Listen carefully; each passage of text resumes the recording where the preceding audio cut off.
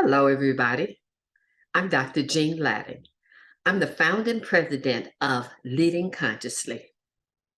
We are dedicated to helping you and your organization build more culturally empowered relationships, both in the workplace and in the world.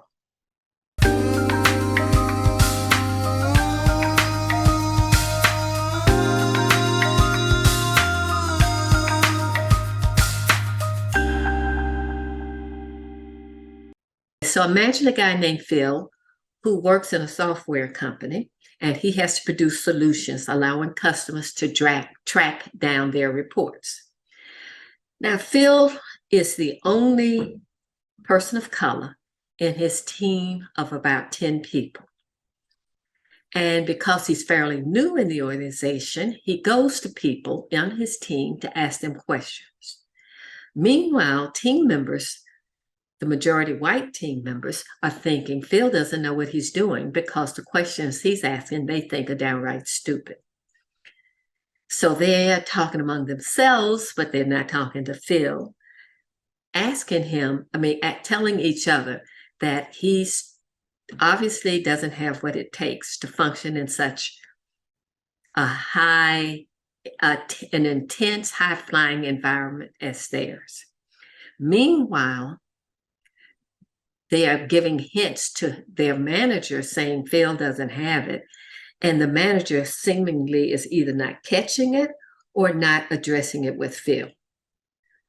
So one of them comes to me and says, Jean, this is the situation that's going on. Phil is holding us up. He's asking stupid questions. What should we do? So how to address this? First question in my head is, has anybody told Phil?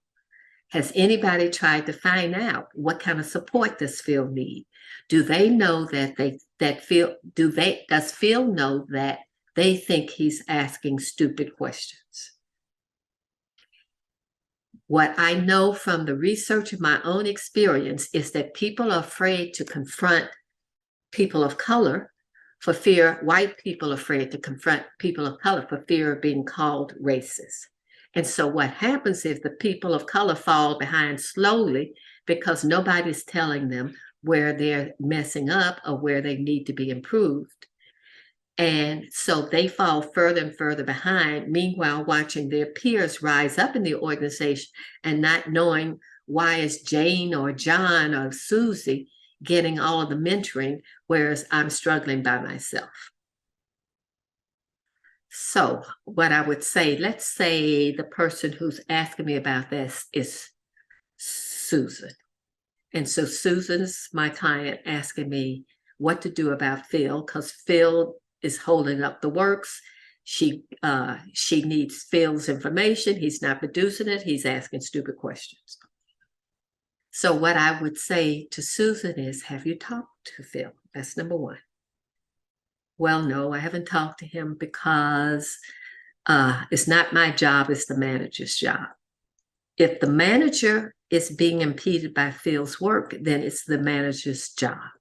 If you're being impeded by Phil's work, could you first go to Phil and then ask Phil, can the two of you go to the manager to help straighten this out? But give Phil the benefit of the doubt. So usually when I suggest that, people are astonished. No, I can't do that. Well, let's talk about what's in your head that leads you to believe that you can't confront a peer. If Phil were Jane, who was white like you and female like you and your age and your generation and all of the above, would you have the words to talk to Phil? If yes, then go to Phil and say, Phil, I have whatever you would say to Jane, say, Phil, I have concerns I'd like to talk with you about. I want us to our work to improve. Are you willing to listen? And is this something that you're open to hearing from me? Always get permission first. I had feedback to give one of my colleagues one time, and I botched it because I said, I want to tell you what I experienced, and he jumped all over me, and he was right. I had goofed up. I shouldn't have approached him that way and just dumped on him. I should have gotten permission, prepared him, and see if he was open to feedback. Then explain to Phil, give him a concrete incident. Don't say your whole career is messed up and you don't belong here. All of the negative stuff you have to say about Phil, none of that. Just take a recent incident, describe the recent incident, and then make the request. Phil, it would have been more helpful to me if this had happened instead of that happening.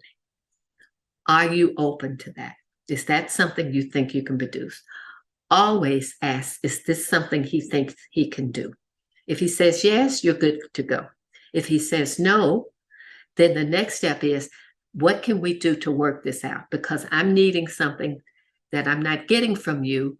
And I know we both want to be successful. So, and we want our team to be successful. So what solution do you have to offer?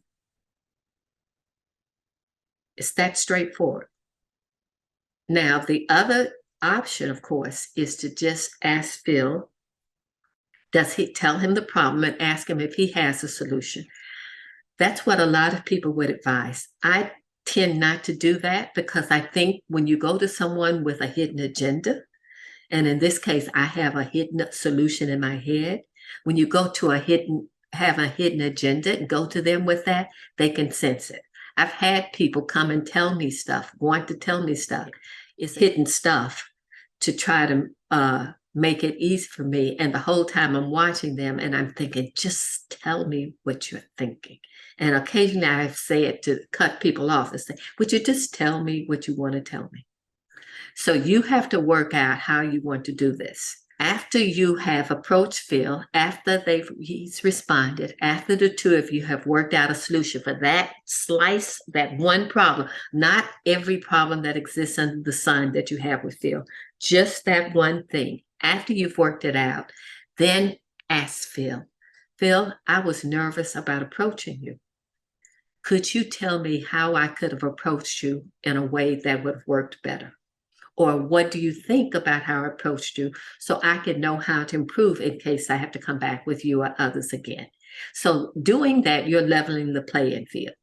You're telling Phil where he is not rising up to what's needed in the moment. Giving him that feedback, giving him a chance to tell his story. Then you're leveling the playing field by saying, Phil, I'm just as open to feedback from you. So how did I do in approaching you? That makes it two-way and not one way. Hope this was useful. Let me know. If you like what I had to say, click below. And thanks for listening.